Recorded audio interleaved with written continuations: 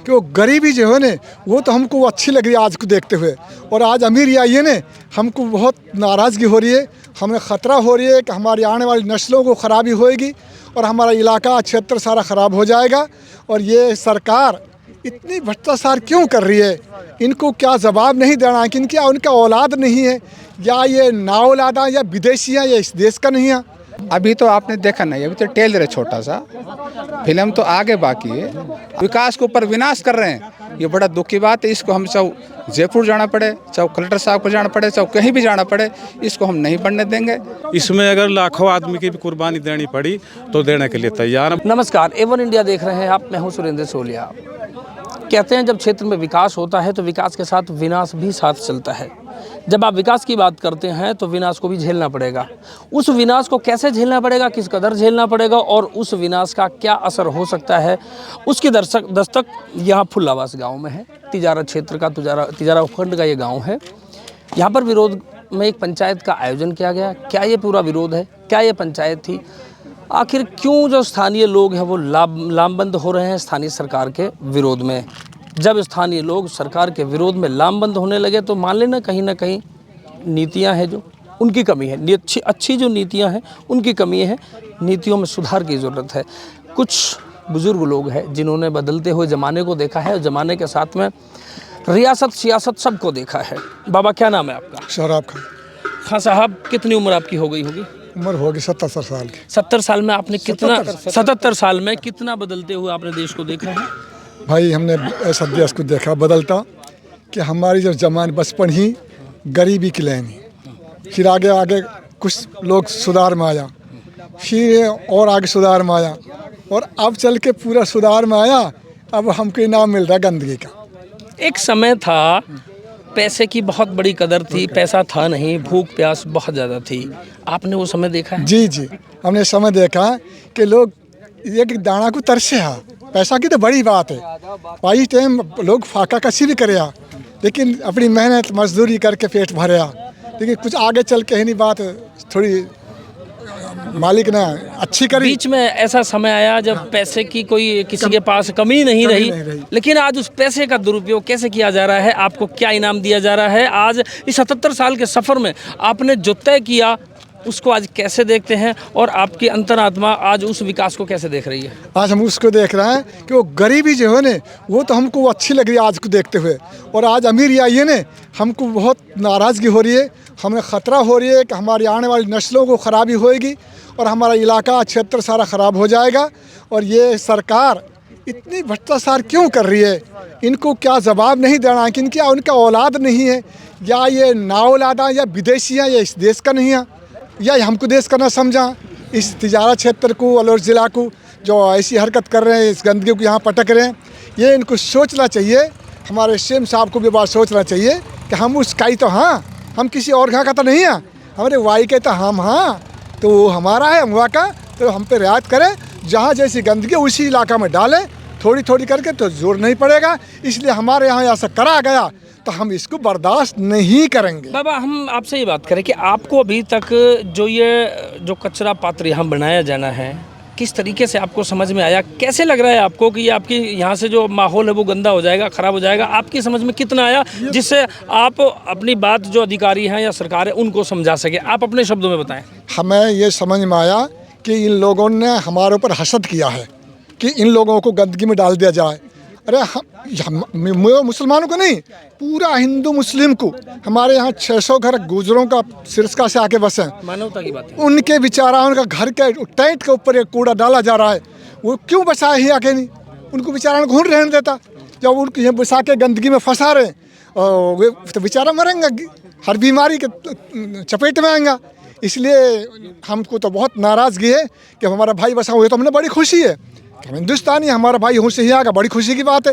लेकिन ये हमें बड़ी दुख की बात है कि हमारा भाई बसा तो दिया, उनकी टेंट में गंदगी डाली जा रही है, हमें बड़ा दुख की बात। ये वो बुजुर्ग हैं जिन्होंने पूरे माहौल को बहुत तेज़ी से बदलते हुए देखा है। इसके उलट एक युवा हमारे साथ में मौजूद हैं जिन्होंने आज के माहौल को देखा है।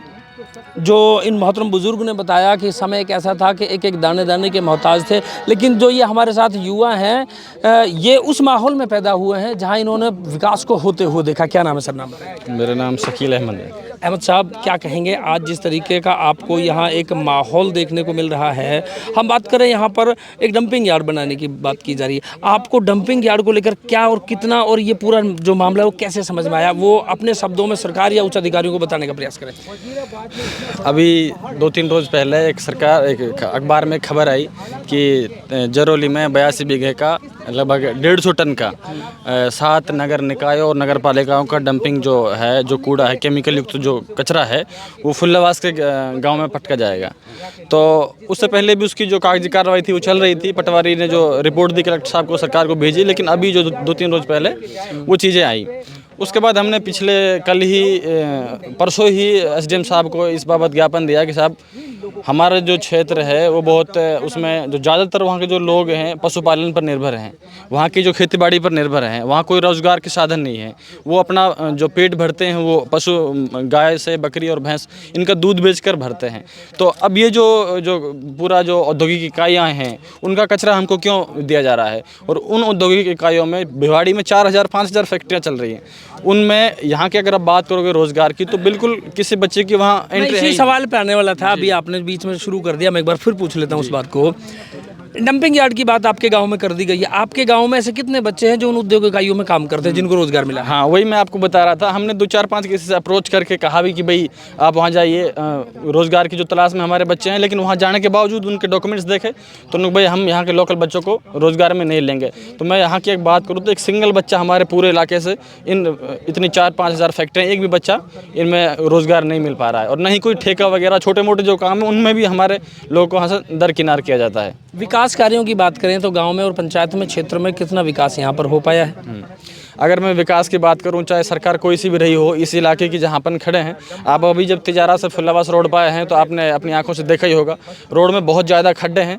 अगर मैं शिक्षा की बात करूं तो एक भी स्कूल ऐसा नहीं है जिसमें पूरे टीचर हों, और वहाँ पूरे जो भौतिक संसाधन हैं, चाहे कमरे हैं, पंखा है, कूलर है, प्ले ग्राउंड है, एक भी इस पूरे बेल्ट में एक भी प्ले ग्राउंड नहीं है बच्चों के लिए खेलने के लिए। तो यहाँ शिक्षा के बाद आप बात ही मत करिए। यहाँ मेवात की अगर मैं बात करूँ, इस जहाँ अपन खड़े हैं, 95% ड्रॉप आउट रेशो है 10वीं या 12वीं क्लास पढ़ने के बाद। तो शिक्षा यहाँ बहुत कम है, गर्ल्स एजुकेशन की बहुत कमी है, रोज़गार तो है ही नहीं, क्योंकि लोग अपना स्वरोजगार करके अपना गुजारा करते हैं। तो कहीं ना कहीं इस डंपिंग यार्ड से लग रहा है कि वो स्वरोजगार पे भी कहीं ना कहीं खतरा मंड रहा है। किस तरह का खतरा मंड रहा है? सबसे बड़ा खतरा हमको अपने स्वरोजगार पे ही है। हमारे जब यहाँ डंपिंग यार्ड आएगा तो जो वातावरण का जो परिवर्तन है वो होगा, यहाँ बीमारियाँ फैलेंगी, पशुओं में भी दिक्कतें आएंगी, यहाँ के लोगों को भी बीमारियाँ पकड़ेंगी। तो सबसे ज़्यादा हमारा जो यहाँ रहना ही दूभर हो जाएगा, हमको यहाँ से पलायन करना पड़ेगा। तो ऐसी स्थिति में हम इस डंपिंग यार्ड को किसी भी सूरत में बर्दाश्त नहीं करेंगे। बहुत चिंता की बात है, कह सकते हैं पहला सुख निरोगी काया। जब आपकी काया ही निरोगी नहीं रहेगी तो आप कहाँ से किस एनवायरनमेंट की बात करेंगे, किस विकास की बात करेंगे, किस डेवलपमेंट की बात करेंगे, किस स्किल डेवलपमेंट की बात करेंगे। स्थानीय कुछ लोग हमारे साथ मौजूद है।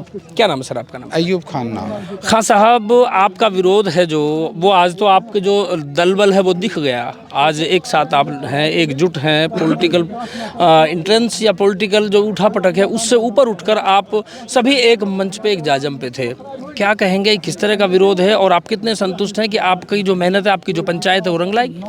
अभी तो आपने देखा नहीं, अभी तो टेलर है छोटा सा, फिल्म तो आगे बाकी है। अभी तो ये बच्चे बूढ़े बूढ़े थे, अभी तो औरतें भी आएंगी। औरतें जब जगन्नाथ मेला चलेंगे, 36 बिराज चलेगी, तो इस डंपिंग वार्ड को हम नहीं बढ़ने देंगे और बिल्कुल बर्दाश्त नहीं करेंगे। इन्होंने ये क्या किया, अभी 3 महीने पहले हमको वहाँ खेल मैदान दिया था, उसी जगह खेल मैदान पे काम चल रहा है, पैसा सर बजट में डाल दिए और काम भी चालू उसमें। तो फिर डंपिंग वार्ड क्यों बनाया जाए? जो हमारा खेल मैदान के ऊपर डंपिंग वार्ड क्या मतलब है? इसका मतलब विकास कर हम तो खुश हुए थे, विकास के ऊपर विनाश कर रहे हैं, ये बड़ा दुख की बात है। इसको हम चाहे जयपुर जाना पड़े, चाहे कलेक्टर साहब को जाना पड़े, चाहे कहीं भी जाना पड़े, इसको हम नहीं बढ़ने देंगे। हमारे नस्लों को बहुत नुकसान है इसमें, हमारे जल भी खराब होगा। इसको वहाँ बनाया जाए जहाँ उपजाऊ ज़मीन नहीं है। हमें ये नहीं कहते बनाओ मत, लेकिन बनाओ जहाँ उपजाऊ ज़मीन नहीं है, पानी नहीं है, वहाँ जाकर बनाया जाए। तो हमारे मेवात में इसमें 36 बिरादरी रहती है। ये मेवात के लिए जो झेला है, मेवात में अकेला मेव नहीं है, इसमें 36 बिरादरी रहती है। तो इसलिए हमारे वहाँ कुछ सरिस्कास उठा करके वहाँ पट गए, आज बेचारा वहाँ से उठा करके यहाँ गिर दिया, आज वो उसका क्या हाल होगा उनका। जो शरीर से उठा घेर दे उनका क्या हाल होगा। डंपिंग वार्ड वहाँ बन गया तो उन बेचारों को क्या हाल होगा। तो इसलिए हम इसको नहीं बढ़ने देंगे, किसी भी हाल में नहीं बढ़ने। जी, और भी एक स्थानीय साथ मौजूद हैं। सर क्या कहेंगे? खान साहब ने बताया कि फिल्म अभी बाकी है, अभी ये फिल्म और कितनी बड़ी बनने बाकी है? कुछ भी नहीं अभी तो साहब। ये हमने 17 तारीख को अखबार में सुना तो 18 तारीख को हमने 36 बिरादरी का आदमी भेड़ा होकर 500 आदमियों ने एसडीएम साहब का ज्ञापन दिया तिजारा। उसी दिन तय कर दी फुल्लाबास में 20 तारीख को मीटिंग होगी। तो आज मीटिंग में सर्वसम्मति से सभी 36 बिरादरी के लोग थे, उन्होंने ये निर्णय लिया डंपिंग वार्ड तो किसी भी कीमत में नहीं बनने दिया जाएगा। आपको जो चिंता है, सबसे पहले मैं एक चीज़ बीच में आपको टोकना चाह रहा हूँ, आपको ये सबसे बड़ी चिंता क्यों सता रही है कि यहाँ पर गंदगी होगी, यहाँ पर बदबू होगी, यहाँ बीमारियाँ होंगी? क्या भिवाड़ी को देखकर ये चिंता होती है? क्योंकि भिवाड़ी हमारे पास में एक उदाहरण है बहुत बड़ा, क्या उसको देखकर चिंता होती है? नहीं, ये डंपिंग वार्ड जहाँ भी यहाँ वो देखा है ना, चाहे भिवाड़ी ले ले, दिल्ली में ले ले, गाजीपुर में कहीं भी ले ले, वहाँ का आदमी छोड़ छोड़ के यहाँ भग रहा सब। वो 10-10, 20-20 करोड़ की कोठी ने छोड़ छोड़ के यहाँ भग रहा। तो क्यों भग रहा वो यूँ ही भग रहा। वहाँ न पीने का पानी है, ना वो सांस सही लड़ जा। मतलब ये है बहुत सारी बीमारियाँ। अब वो ज़्यादातर 95% आदमी चर्म रोग से, फिर कैंसर की बीमारी, यहीं तक है। मतलब ना पशु सुरक्षित है ना आदमी सुरक्षित है, कुछ भी नहीं है। तो इसलिए सब बात को जानते हैं, इसे जानते सराहते, इसीलिए इसका निर्णय विरोध लिया गया। अभी तो जो भाई साहब ने कही वो सही कही, अभी तो शुरुआत है। इसमें अगर लाखों आदमी की भी कुर्बानी देनी पड़ी तो देने के लिए तैयार है। बाकी लाखों आदमियों की भी अगर कुर्बानी देनी पड़ी तो दी जाएगी। स्थानीय एक युवा हमारे साथ मौजूद है। क्या नाम है सर आपका? गांव कौन सा? मेरा सोनू नाम है, मैं पूर्व सरपंच ग्राम पंचायत से। आप पूर्व सरपंच हैं इस ग्राम पंचायत से, आपसे ज़्यादा बेहतर कोई नहीं समझ सकता, क्योंकि आप युवा भी हैं, स्थानीय भी हैं, और आप इस पूरे माहौल को बहुत बारीकी से समझ सकते हैं।